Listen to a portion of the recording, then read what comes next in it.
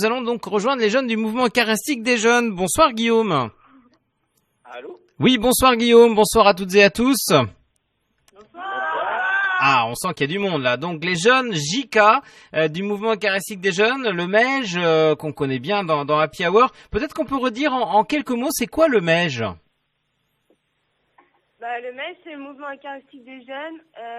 Qu'est-ce qu'on y fait au MEJ? Au MEJ, on partage des moments de joie, mais des moments de prière aussi. On fait plein de rencontres. On apprend à poser des choix, sa vie future après. Donc, Et à relire nos vies. oh là là, on sent que c'est préparé là, hein. Chacun a son petit truc. Voilà, bah c'est bien, vous êtes en formation, remarquez, hein. C'est difficile, on n'arrive pas à avoir une définition précise du MEJ. C'est quand même compliqué ça. Le scoutisme, on voit, mais le MEJ, on a du mal. Comment ça se fait? Vous seriez capable de donner une définition? Le MEJ, c'est le mouvement eucharistique des jeunes. Et dans MEJ, il y a M-E-J. Donc le E, ça signifie Eucharistie. Et je pense qu'au MEJ, on peut vraiment dire que l'Eucharistie est au milieu du MEJ, comme dans le nom, quoi. Ah bah, magnifique. Alors vous êtes les jeunes du mouvement, vous appelez ça les JK, les jeunes cadres. C'est un peu les jeunes cadres du parti là. Vous êtes en formation. Pourquoi vous avez besoin de vous former? Pourquoi vous formez? Parce que on ne sait pas tout. On a notre manière de fonctionner, mais on a besoin de s'enrichir pour pouvoir aider les enfants à eux avancer et se ressourcer aussi pour pouvoir leur donner 2 fois plus. Qu'est-ce qui motive des jeunes de votre âge, alors que vous pourriez plutôt aller faire la fiesta avec vos potes et vos potesses, de vous occuper de plus jeunes? Pourquoi vous avez envie de faire ça? Bon, on fait la fête avec nos potes, mais c'est Et des vos potes, potesses? Comment? Oui, j'entends bien. Bah oui, au MEJ, on fait la fête. C'est nos amis. Enfin, il y a une vraie relation avec les jeunes, je pense. On peut les considérer comme nos amis, même s'il faut qu'il y ait une distance quand même. Mais qu'est-ce que ça vous apporte de plus ça vous apporte de la joie, ça vous apporte pourquoi vous faites ça? Pourquoi? Ça nous rend heureux et ça permet aussi de rendre ce qui nous a été donné quand on était plus jeune. Ah, ça c'est intéressant ça. Qui est à l'appareil là? Parce que je ne sais pas trop. C'est Guillaume? Ah oui, bien. Tadé. Comment?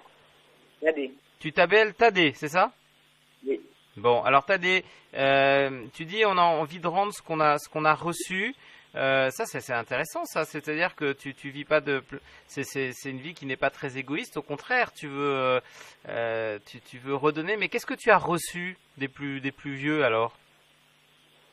Leur témoignage.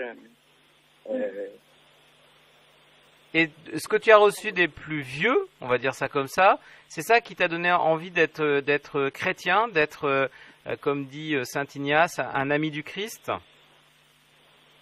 Oui, ils m'ont permis de mieux découvrir la prière. Alors, on sent que vous avez vraiment envie de... Voilà, il y a plein d'éléments dans le MEJ, vous avez envie de le transmettre, c'est pour ça que vous vous formez, hein, comme JK. Dans la société d'aujourd'hui, comment vous trouvez votre place comme chrétien? Tout à l'heure, il y en a qui disent, mais si, nous on sort, on s'amuse avec nos potes quand même. Mais comment on trouve sa place quand on est chrétien dans la société d'aujourd'hui? Est-ce que c'est difficile ou est-ce que c'est facile? Et puis comment on fait? C'est difficile, mais on retrouve toujours quelque part en France et dans le monde des jeunes qui nous ressemblent, Oui. qui partagent notre même façon de voir les choses. Donc c'est tout de suite plus facile, même quand on a un petit coup de mou, si on peut dire. On dit toujours, ah mais eux, lui il est là, elle est là. Mais enfin, on se rassemble tous à un moment, c'est unité dans le MEJ. On forme une grande famille. Une espèce de réseau?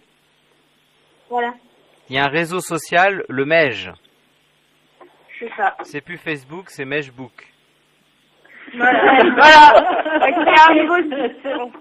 Elle est pas mal celle-là, hein. Alors justement, dans le MEJ, il y a un élément très important, je crois, c'est la fête. Vous aimez faire des rassemblements. Est-ce que c'est pendant ces rassemblements que voilà vous retrouvez un enthousiasme, une joie dont vous avez besoin pour vivre au quotidien? Alors là, je jette un froid. Est-ce que vous avez entendu ma question à l'autre bout? Dans les rassemblements nationaux, il y a un vrai sentiment de fête parce qu'on est tous ensemble, on est vraiment unis. Enfin, l'unité fait la force, comme on dit.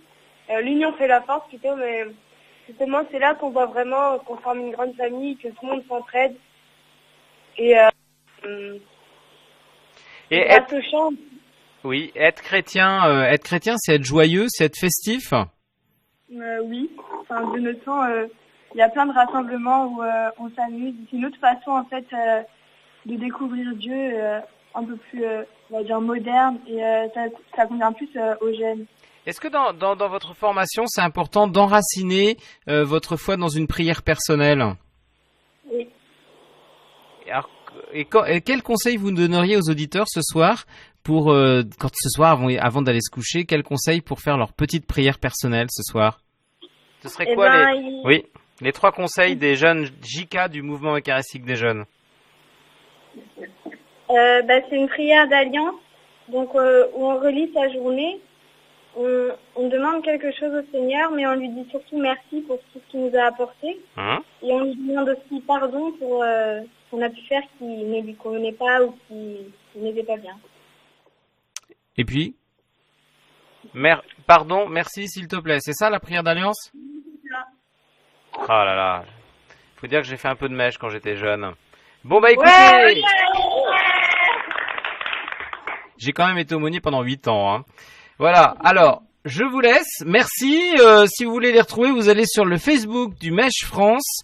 Vous allez voir, ils laissent des photos fort sympathiques de l'ambiance dynamique des futurs cadres du mouvement eucharistique des jeunes. On vous souhaite une belle formation et puis gardez votre enthousiasme. Merci.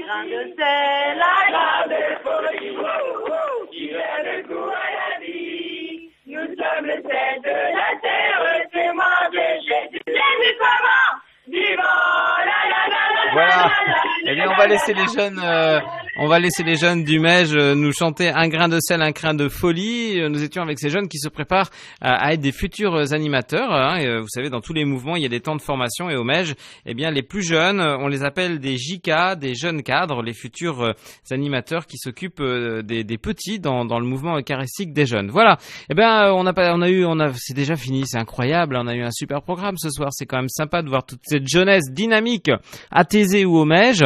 On se retrouve pas la semaine prochaine parce qu'il y aura pas d'émission puisque nous serons, vous le savez, en direct de la course du Rhum. Alors on enregistrera autour de 16h sur les pontons un happy hour spécial qu'on diffusera la semaine d'après. Donc si vous voulez venir nous voir, nous serons à la course du Rhum mercredi prochain. Et puis on se donne rendez-vous bien sûr de mercredi en mercredi dans happy hour et nous aurons d'ici là retrouvé la voix de Clément. Voilà, merci à toutes et à tous de nous avoir suivis. Merci à Alexis Wolf qui a mis en onde cette émission avec toute cette magnifique technologie que nous avons reçue maintenant depuis quelques semaines dans les nouveaux studios de RCF. Et puis voilà, on vous souhaite de bonnes vacances. Puis comme j'aurai pas l'occasion de vous revoir d'ici là, eh bien je vous souhaite de belles fêtes de la Toussaint. Vous savez, aujourd'hui c'est la Saint-Jean-Paul II. Eh bien la Toussaint, ce sera la fête de tous les saints du ciel. Ce sera une méga fête pour l'Église universelle. Allez, Kenavo et que Dieu vous bénisse. Happy Hour, une émission réalisée en partenariat avec la maison de Joséphine, crêperie bretonne, 40 rue Saint-Melaine à Rennes.